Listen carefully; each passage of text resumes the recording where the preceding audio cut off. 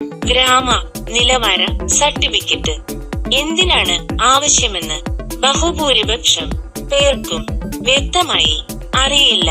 ഒരു പ്രദേശത്ത് നിങ്ങളുടെ ഭൂമി എങ്ങനെ ഉപയോഗിക്കപ്പെടുന്നു അഥവാ ഏത് കാറ്റഗറിയിലാണ് വീഴുന്നത് എന്നത് സ്ഥിരീകരിക്കുന്നതിനുള്ള ഏറ്റവും പ്രധാനപ്പെട്ട രേഖയാണിത്. കെട്ടിട നിർമ്മാണം, വായ്പ, ഭൂമി തർക്കപരിഹാരം, റവന്യൂ അനുമതി എന്നിവയ്ക്കായി ഈ സർട്ടിഫിക്കറ്റ് അത്യാവശ്യമാണ്.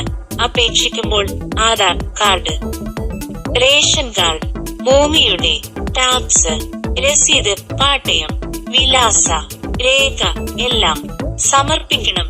വില്ലേജ് ഓഫീസ് അധികാരി സ്ഥലം പരിശോധിക്കും.